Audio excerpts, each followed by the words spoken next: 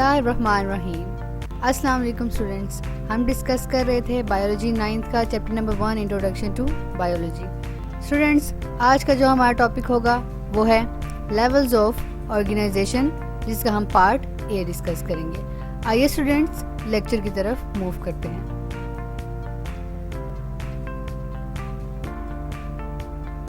जी तो स्टूडेंट्स, हम डिस्कस करेंगे आज लेवल्स ऑफ ऑर्गेनाइजेशंस कि लिविंग ऑर्गेनिज्म जो हैं वो हमारे पास किस तरह से वजूद में आए और कौन कौन सी ऐसी बेसिक चीज़ें हैं जिनसे एक पूरा लिविंग ऑर्गेनिज्म का जो हमारे पास ऑर्गेनिजम्स का सिस्टम है वो एग्जिस्ट कर रहा है, किस तरह से, और फिर उसके बाद वो किस तरह से हमारे पास पॉपुलेशन लेवल तक पहुंचा और पॉपुलेशन लेवल ने किस तरह से हमारे पास कम्युनिटी लेवल बनाया और इस तरह से पूरे अर्थ पे हमारे पास एक इकोसिस्टम क्रिएट हुआ जिसे हम बायोस्फीयर कहते हैं। तो स्टूडेंट्स, आप जानते हैं कि हर चीज़ जो है वो एटम से मिलकर बनी हुई है। एटम जो है वो बेसिक है हर चीज़ की प्रोडक्शन के लिए। तो एटम मिलके बनाते हैं हमारे पास मॉलिक्यूल, जो कि आगे हमारे पास ऑर्गेनेली और उसके बाद सेल लेवल तक आ जाता है कि सेल में डिफरेंट ऑर्गेनेलीज एग्जिस्ट करती हैं। और सेल, जैसे कि आप जानते हैं, basic structural and functional unit of life है कि लाइफ की एग्जिस्टेंस के लिए सेल का होना लाजमी है।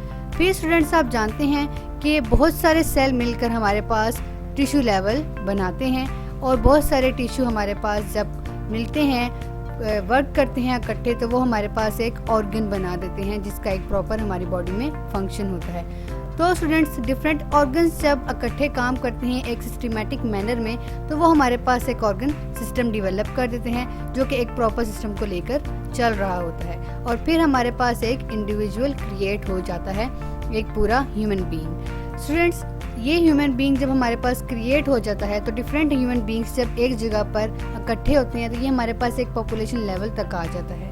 फिर पॉपुलेशन लेवल से हमारे पास कम्युनिटी लेवल आता है और कम्युनिटी लेवल से हमारे पास बायोस्फीयर लेवल आ जाता है। तो स्टूडेंट्स, आइए वन बाय वन हम डिस्कस करते हैं कि लेवल ऑफ ऑर्गेनाइजेशन की बेस कहाँ से स्टार्ट हुई। जी तो स्टूडेंट्स, सबसे पहले हमारे पास आता है सब एटॉमिक एंड एटॉमिक लेवल के एटम से। मैंने जैसे कि अभी आपको बताया कि हर चीज़ जो है वो एटम से मिलकर बनी हुई है और एटम के अंदर सब एटॉमिक पार्टिकल्स भी प्रेजेंट हैं जिनका भी मैं आपसे तस्करा करूंगी। तो सबसे पहला जो पॉइंट हमारे पास आता है वो है मैटर, कि आप जानते हैं कि हर चीज़ जो है वो मैटर से मिलकर बनी हुई है।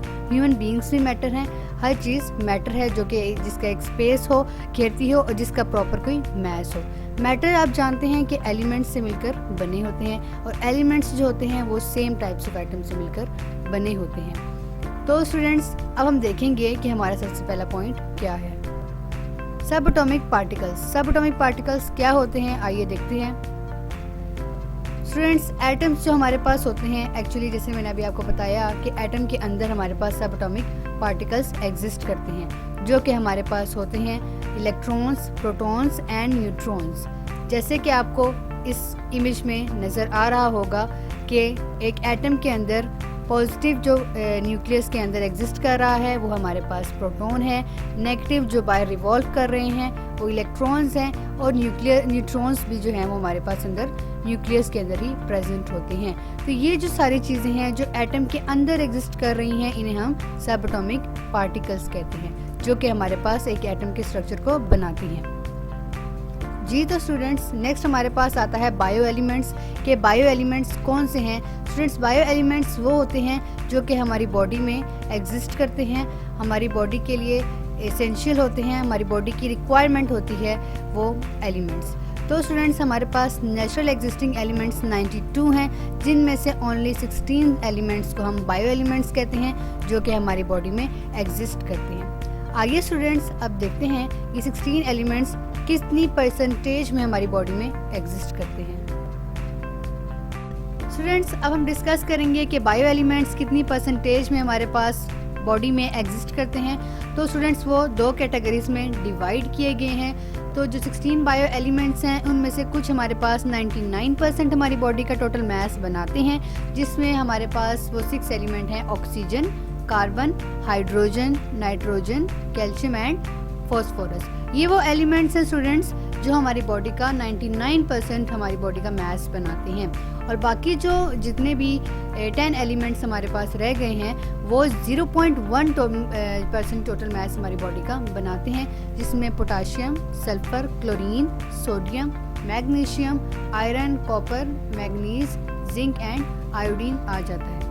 स्टूडेंट्स, अब हम डिस्कस करेंगे कि ये जो 16 बायो एलिमेंट्स हैं ये इंडिविजुअली कितनी कितनी परसेंटेज में एग्जिस्ट करते हैं। तो आइए उसके लिए हम एक इमेज देखते हैं। स्टूडेंट्स, इसमें आप देख सकते हैं कि मेंशन है कि जितने भी हमारे पास बायो एलिमेंट्स हैं, स्पेशली वो जो 99% हमारी बॉडी का मास बनाते हैं, उनकी इंडिविजुअली परसेंटेज हमारे पास दी गई है।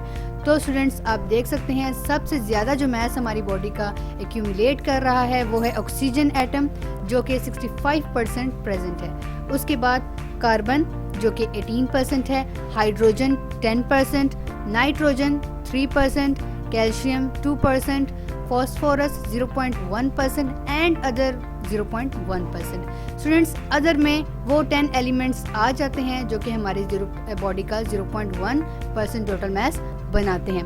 आई होप सो आपको ये पॉइंट क्लियर हो गया होगा। अब आइए नेक्स्ट पॉइंट की तरफ मूव करते हैं। जी तो स्टूडेंट्स, नेक्स्ट जो लेवल है हमारे पास वो है मॉलिक्यूलर लेवल, जिसमें हम सबसे पहले डिस्कस करेंगे बायोमॉलिक्यूल्स को। स्टूडेंट्स, जैसे कि मैंने अभी आपको बताया कि हमारी बॉडी के अंदर बायो एलिमेंट्स प्रेजेंट होते हैं जो कि एक इम्पॉर्टेंट रोल प्ले करते हैं। स्टूडेंट्स, ये बायो एलिमेंट्स जो हैं वो इंडिविजुअली एग्जिस्ट नहीं कर सकते, इनको स्टेबल होने के लिए बॉन्डिंग करनी पड़ती है और एक स्टेबल मॉलिक्यूल को बनाते हैं ये बॉन्डिंग के नतीजे में, जिसे हम बायोमॉलिक्यूल कहते हैं, जैसे कि वाटर। स्टूडेंट्स, अब हम देखेंगे इसकी डेफिनेशन को। स्टूडेंट्स, जैसे कि मैंने अभी आपको बताया, सेम वही बात रिपीट है कि बायो एलिमेंट्स जो हैं वो मिलकर हमारे पास एक स्टेबल पार्टिकल बनाते हैं, जिसे हम बायोमॉलिक्यूल का नाम देते हैं। सेकंड जो पॉइंट हमारे पास आता है वो है कि जितने भी बायोमॉलिक्यूल्स हमारे पास हैं वो डिफरेंट टाइप्स के हैं और बहुत ही ज़्यादा अमाउंट में प्रेजेंट हैं, क्योंकि स्टूडेंट्स हमारे पास जो बायो एलिमेंट्स हैं 16 हैं और वो डिफरेंट तरीके से जो है बॉन्डिंग करके हमारे पास बायोमॉलिक्यूल्स बनाते हैं, जो कि डिफरेंट टाइप्स के होते हैं और बहुत ज़्यादा अमाउंट में हमारी बॉडी के अंदर एग्जिस्ट कर रहे होते हैं। स्टूडेंट्स, अब हम देखेंगे कि क्लासिफिकेशन ऑफ बायोमॉलिक्यूल्स क्या है। तो स्टूडेंट्स, इसमें हमारे पास दो टाइप्स आ जाती हैं, जो कि है माइक्रोमॉलिक्यूल्स एंड मैक्रोमॉलिक्यूल्स। तो स्टूडेंट्स, हम देखेंगे कि सबसे पहले माइक्रोमॉलिक्यूल्स क्या होते हैं। स्टूडेंट्स, माइक्रोमॉलिक्यूल्स वो होते हैं जिनका लो मॉलिक्यूलर वेट होता है। वो मॉलिक्यूल्स बायोमॉलिक्यूल्स जब हमारे पास बायो एलिमेंट्स बॉन्डिंग करते हैं, तो जब बायोमॉलिक्यूल बनता है, तो वो जो बायोमॉलिक्यूल जिसका मॉलिक्यूलर वेट जो होगा हम फाइंड करेंगे जो कि कम होगा, वो हमारे पास कहलाएंगे माइक्रोमॉलिक्यूल्स, जिनमें हमारे पास ग्लूकोज और वाटर की एग्जाम्पल आ जाती हैं। आइए स्टूडेंट्स, अब हम सेकंड जो टाइप है मैक्रोमॉलिक्यूल को डिस्कस करते हैं।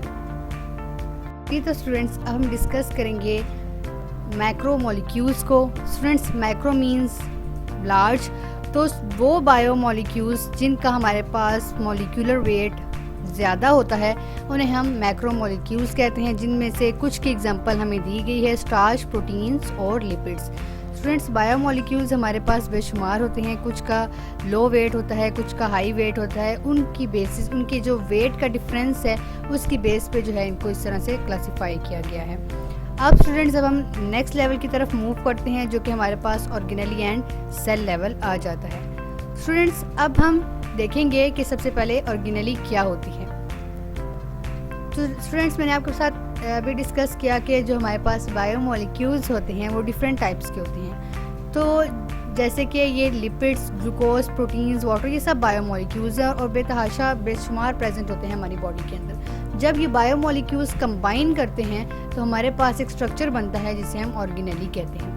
ये कुछ ऑर्गेनेल्स की एग्जांपल दी गई है, माइटोकॉन्ड्रिया, न्यूक्लियस और वैक्यूल की। ये हमारे सेल के अंदर प्रेजेंट होते हैं और बहुत सी ऑर्गेनेल्स और भी हमारे पास सेल के अंदर प्रेजेंट होती हैं, जो कि सेल के पूरे जो फंक्शन है उसके फंक्शन को प्ले कर रही होती हैं, स्ट्रक्चर उसका मेंटेन कर रही होती हैं, और भी बहुत सारे इंपॉर्टेंट फंक्शन जो हैं वो इस ऑर्गेनेली के जो हैं वो परफॉर्मेंस परफॉर्म करती है हमारे सेल के अंदर। तो स्टूडेंट्स, सबसे पहले अब हम देखेंगे कि ऑर्गेनेली की डेफिनेशन क्या है। स्टूडेंट्स, जितने भी बायोमोलिक्यूल्स हमारे पास एग्जिस्ट करते हैं, मैंने जैसे कि भी आपको बताया कि वो मिलकर हमारे पास ऑर्गेनेली बनाते हैं। एक स्पेसिफिक वे में, एक पर्टिकुलर वे में वो कंबाइन करते हैं, इकट्ठे होते हैं और मिलकर वो एक ऑर्गेनेली बना देती हैं जो कि सेल के डिफरेंट फंक्शंस को परफॉर्म करती है। देन स्टूडेंट्स, अब हम डिस्कस करेंगे सेल को कि सेल क्या है। स्टूडेंट्स, मैंने अभी आपको ऑर्गेनेलीज का बताया। जब डिफरेंट ऑर्गेनेलीज हमारे पास कंबाइन करती हैं तो वो हमारे पास सेल बनाती हैं, जैसे वैक्यूल, न्यूक्लियस, माइटोकॉन्ड्रिया, ये सारी ऑर्गेनेलीज हैं। ये मैंने कुछ ऑर्गेनेलीज का नाम आपको बताया है। स्टूडेंट्स, ये ऑर्गेनेलीज असेंबल करती हैं, कंबाइन करती हैं और सेल के अंदर प्रेजेंट होती हैं और एक सेल का स्ट्रक्चर को बना देती हैं, जो कि हमारे पास basic functional and structural unit of life है। स्टूडेंट्स, अब हम सेल की डेफिनेशन को देखेंगे। स्टूडेंट्स, ऑर्गेनेलीज जो हैं वो एक्चुअल में सब सेलुलर स्ट्रक्चर्स होते हैं कि जो सेलुलर के अंदर प्रेजेंट होते हैं, जो कि इकट्ठे कंबाइन करते हैं और एक हमारे पास सेल का स्ट्रक्चर बनाते हैं। सेल जो है यूनिट ऑफ लाइफ है। लाइफ की एग्जिस्टेंस के लिए बेसिकली सेल की प्रेजेंस होना लाजमी है, बल्कि सेल ही ऐसा है जो लाइफ को एग्जिस्ट करता है। सेल जो है लाइफ का बेसिक यूनिट है। तो स्टूडेंट्स, आई होप सो ये पॉइंट आपको क्लियर हो गया होगा। अब हम सेल के फंक्शंस को डिस्कस करते हैं। जी तो स्टूडेंट्स, सेल का जो हम फंक्शन देखेंगे अब कि फंक्शन किस तरह से सेल परफॉर्म करता है। स्टूडेंट्स, सेल का जो फंक्शन है वो सारा का सारा ऑर्गेनेलीज पे डिपेंड करता है, क्योंकि ऑर्गेनेलीज ही सेल की जो हैं वो फंक्शन परफॉर्म करती हैं सेल के लिए। तो और हर ऑर्गेनेली जो है उसका अपना एक स्पेसिफिक फंक्शन होता है और वो उस लिहाज से वो अपना अपना फंक्शन परफॉर्म करती है, जिसकी वजह से सेल हमारे पास वजूद में आता है और सेल एग्जिस्ट करता है। तो इसमें एग्जांपल हम देखेंगे कि पहली एग्जांपल माइटोकॉन्ड्रिया की है, जो कि क्या करती है फंक्शन सेलुलर रिस्पायरेशन का। कि माइटोकॉन्ड्रिया जो सेल के अंदर प्रेजेंट होता है, इसका काम होता है कि वो सेल की रिस्पायरेशन करता है और ये सारा प्रोसेस माइटोकॉन्ड्रिया के अंदर होता है, जो कि सेल के लिए एक इसेंशियल है प्रोसेस है, जिसके नतीजे में एटीपी एनर्जी रिलीज होती है, जो कि हमारी बॉडी के लिए बहुत ज़रूरी है। सेकंड जो एग्जांपल है वो आ जाती है हमारे पास राइबोसोम्स की। ये भी एक ऑर्गेनेली है जो कि हमारे सेल के अंदर प्रेजेंट होती है, जिसका काम होता है प्रोटीन सिंथेसिस की। वो प्रोटीन को सिंथेसाइज करती है, प्रोटीन फॉर्मेशन करती है, प्रोटीन को बनाती है। और प्रोटीन आप जानते हैं कि हमारी बॉडी के लिए कितनी इसेंशियल है और सेल के लिए भी बहुत ज़रूरी है। तो इसलिए स्टूडेंट्स, इसी तरह जितनी भी ऑर्गेनेलीज हमारे सेल के अंदर प्रेजेंट होती हैं वो फंक्शंस अपने अपने परफॉर्म करती हैं, जिसके नतीजे में हमारे पास एक सेल का पूरा सिस्टम एग्जिस्ट करता है और जिसकी वजह से एक लाइफ हमारे पास वजूद में आती है। स्टूडेंट्स, अब हम देखेंगे नेक्स्ट एंड लास्ट पॉइंट के फंक्शन का, कि जिस तरह से वही बात जो मैंने अभी आपको एक्सप्लेन की कि हर जो ऑर्गेनेली है वो अपना फंक्शन परफॉर्म करती है और उस लिहाज से जो वो फंक्शन परफॉर्म करती है उस लिहाज से जो सेल्स होते हैं हमारे पास, उनका भी एक प्रॉपर स्ट्रक्चर होता है उस लिहाज से। और इस तरह से ये पूरे सेल के अंदर एक डिवीजन ऑफ लेबर है कि हर ऑर्गेनेली जो है अपना फंक्शन परफॉर्म कर रही है, जो कि एक सेल की पूरी एग्जिस्टेंस के लिए इम्पॉर्टेंट है। स्टूडेंट्स, नेक्स्ट पॉइंट अब देखते हैं हम। नेक्स्ट पॉइंट है स्टूडेंट्स, ये एक इन्फॉर्मेशन है कि जितने भी प्रोकैरियोट्स होते हैं, स्टूडेंट्स प्रोकैरियोट्स वो हैं जो कि यूनिसेलुलर होते हैं, वन सेल से मिलकर बने होते हैं और इनके अंदर न्यूक्लियस नहीं होता। इसमें एग्जांपल आती है प्रोटिस्ट्स की। स्टूडेंट्स, ये सिंगल सेल होते हैं, एक ही सेल जो होता है इनकी लाइफ एक ही सेल से एग्जिस्ट कर रही होती है। सेकेंड जो है स्टूडेंट्स, हमारे पास यूकैरियोट्स होते हैं जिनके अंदर ट्रू न्यूक्लियस होते हैं और जो मल्टी सेलुलर ऑर्गेनिजम्स होते हैं, जैसे कि फंजाई है और जितने भी एनिमल्स हैं, जितने भी प्लांट्स हैं, सब मल्टी सेलुलर हैं। इनके अंदर ट्रिलियंस ऑफ सेल्स प्रेजेंट होते हैं जो कि उस पूरे ऑर्गेनिजम्स की डेवलपमेंट कर रहे होते हैं और उसके जो फॉर्मेशन है वो सारा काम जो है वो ये सेल मिलकर कर रहे होते हैं। तो स्टूडेंट्स, आइए अब नेक्स्ट लेवल को डिस्कस करते हैं। अब जो नेक्स्ट लेवल हम डिस्कस करेंगे वो आ जाता है हमारे पास टिश्यू लेवल। अब टिश्यू किस तरह से हमारे पास एग्जिस्ट करते हैं, आइए देखते हैं। स्टूडेंट्स, मैंने आपको बताया कि मल्टी सेलुलर ऑर्गेनिजम्स जो होते हैं वो मिल के बने होते हैं, ट्रिलियंस ऑफ सेल से, बेशुमार सेल से मिलकर बने होते हैं। और यूनिसेलुलर ऑर्गेनिजम्स के केस में सिंपल एक सिंगल सेल ही वो पूरी लाइफ एग्जिस्ट करवा रहा होता है। स्टूडेंट्स, यहाँ पर आपको एक बात याद रखनी है कि टिश्यू लेवल जो है हमेशा मल्टी सेलुलर ऑर्गेनिजम्स के अंदर ही एग्जिस्ट करेगा, क्योंकि जो टिश्यू होता है वो सिमिलर सेल्स से मिलके बना होता है, जो कि similar function, same function perform कर रहे होते हैं, वो इकट्ठे होते हैं और टिश्यू बनाते हैं। और आप जानते हैं कि मल्टी सेलुलर ऑर्गेनिजम्स के अंदर ही टिश्यूज सेल्स प्रेजेंट होते हैं ज़्यादा, लेकिन यूनिसेलुलर के केस में आप देखें तो सिंपल एक ही सेल प्रेजेंट होता है, तो इसलिए उसमें टिश्यू नहीं बन सकते। सिर्फ मल्टी सेलुलर ऑर्गेनिजम्स के अंदर ही टिश्यू बनते हैं सेल्स की वजह से। आई होप सो ये पॉइंट आपको क्लियर हो गया होगा। आइए अब नेक्स्ट पॉइंट की तरफ मूव करते हैं। नेक्स्ट पॉइंट भी सिंपल हमारे पास यही है कि सिमिलर जो सेल्स हमारे पास होते हैं वो जो एक इकट्ठे कंबाइन करके हमारे पास टिश्यू बनाते हैं, जिसका एक प्रॉपर अपना फंक्शन होता है। और नेक्स्ट जो इन्फॉर्मेशन मैं आपको देना चाहूँगी वो है कि मैंने अभी आपके साथ डिस्कस किया, जो सेल है वो जो है वो उसके अंदर बहुत सारे जो ऑर्गेनेल्स हैं वो अपना प्रॉपर फंक्शन परफॉर्म कर रही होती हैं। सेल रेस्पिरेशन कोई कर रहा है, प्रोटीन सिंथेसिस, तो इस तरह से पूरा एक सेल का जो है वो प्रॉपर सिस्टम एग्जिस्ट कर रहा है हमारे पास।